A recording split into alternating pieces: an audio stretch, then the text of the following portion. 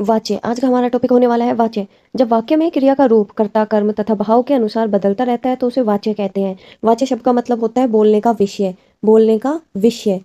वाच्य 3 प्रकार के होते हैं, कृतवाच्य, कर्मवाच्य और भाववाच्य। जब वाक्य में क्रिया का सीधा प्रभाव कर्ता पर पड़ता है तो उसे कृतवाच्य कहते हैं।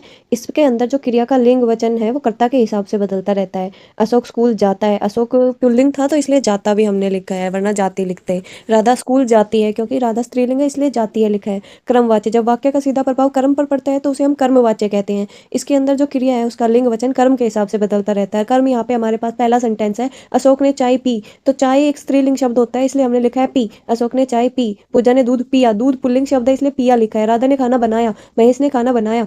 भाववाच्य। जब वाक्य वाक्य में क्रिया का रूप न तो कर्ता के अनुसार परिवर्तन हो और न ही कर्म के अनुसार परिवर्तन हो, क्रिया का स्वरूप जो है वो भाव के हिसाब से चेंज हो, उसे भाववाच्य कहते हैं। हमसे इतना कष्ट नहीं सहा जाता, मुझसे खड़ा नहीं हुआ जाता, मुझसे इस गर्मी में सोया नहीं जा सकता। तो ये भाववाच्य है। भाववाच्य। भाववाच्यों की पहचान कैसे करेंगे? जब कृतवाच्य होता है तो कर्ता बिना विभक्ति के होता है और कर्ता कारक प्रधान रहता है। कर्मवाच्य की पहचान कैसे करेंगे? कर्मवाच्य की पहचान करेंगे, कर्ता के साथ से या के द्वारा की विभक्ति होती है, मुख्य क्रिया सकर्मक होती है तथा उसके साथ जाना क्रिया का लिंग वचन काल अनुसार रूप जुड़ा हुआ होता है। जाना में उपयुक्त रूप से पहले क्रिया सामान्य भूतकाल में होती है। भाववाच्य। भाववाच्य की पहचान कैसे करेंगे? कर्ता के साथ से या के द्वारा कारक चिन्ह होता है इसके अंदर। क्रिया अकर्मक होती है इसमें, यानी कि कर्म नहीं होता, और क्रिया सदा एक वचन पुल्लिंग में ही होती है। कर्तवाच्य। मोहन शिकार करता है, मोहन के द्वारा शिकार किया जाता है तो ये कर्मवाच्य बन जाएगा। मैंने पत्र लिखा, मेरे द्वारा पत्र लिखा गया। प्रधानमंत्री ने इस भवन उद्घाटन किया, तो प्रधानमंत्री के द्वारा इस भवन का उद्घाटन किया गया। अब है कि कर्मवाच्य से भाववाच्य बनाने के लिए क्या किया जा सकता है? भाववाच्य में कर्म होता ही नहीं है, मूल कर्ता की 2 स्थितियां होती है, उसके आगे से लगाता है, उसका उल्लेख ही नहीं होता। जैसे मैं अब चल नहीं सकता, मुझसे अब चला नहीं जाता। अब विशेष क्या है? भाववाच्य में क्रिया सदा एक वचन पुल्लिंग अकर्मक तथा अन्य पुरुष में रहती है। कृतवाच्य से भाववाच्य कैसे बनाते हैं? कृतवाच्य में क्रिया कर्ता के अनुसार यूज होती है, जबकि भाववाच्य में जो क्रिया यूज होती है वो ना कर्ता के हिसाब से होती है और ना ही कर्म के हिसाब से, वह असमर्थता के भाव के अनुसार होती है। अतः कृतवाच्य से भाववाच्य बनाते समय कर्ता के साथ से लगाया जाता है या कर्ता का उल्लेख ही नहीं होता, किंतु कर्ता के उल्लेख न होने की पोजीशन में तब होता है जब मूल कर्ता सामान्य लोग हो, साथ ही मूल क्रिया के पूर्ण कृदंती कर्मों के बाद संयोगी क्रिया जा लगती है। अब कृतवाच्य से भाववाच्य में कैसे बदलते हैं, ध्यान से देखिए यहाँ पर।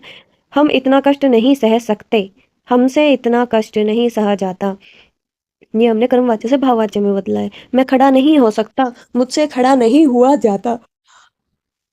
आओ अब चले, आओ अब चला जाए। अब इसके हम कोई क्वेश्चन आंसर कर लेते हैं जितने हमसे हो पाते हैं। वाच्य शब्द का अर्थ, बोलने का विषय। वाच्य के कितने प्रकार? 3 प्रकार। क्रिया के लिंग वचन कर्ता के अनुसार प्रयुक्त होते हैं उसे कहते हैं क्रिया के लिंग वचन कर्ता के अनुसार प्रयुक्त होते हैं उसे कहते हैं कृतवाच्य। कृतवाच्य का प्रयोग नहीं हुआ है, अखबार पढ़े जाते हैं। कर्मवाच्य का प्रयोग नहीं हुआ है, लड़का पुस्तक पढ़ता है, इसमें क्रमवाच्य का प्रयोग नहीं हुआ है। भाववाच्य का प्रयोग नहीं हुआ है, राधा खलती नहीं।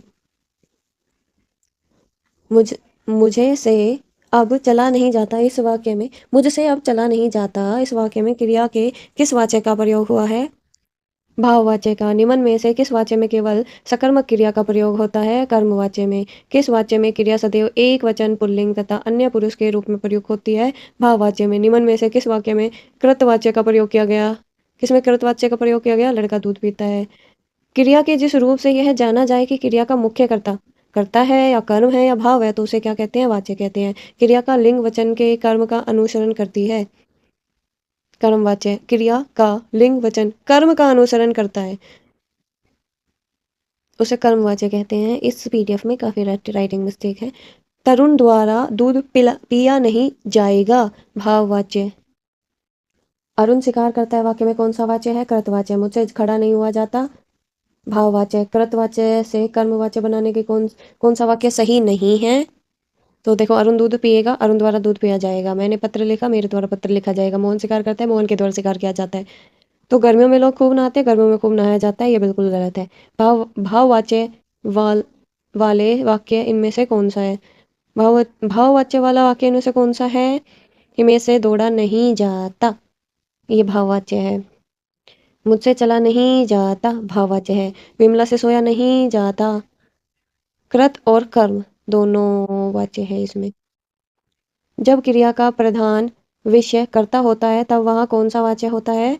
कृतवाच्य। बालक से दूध पिया गया में वाच्य है भाववाच्य। भाववाच्य वाला वाक्य इनमें से कौन सा है?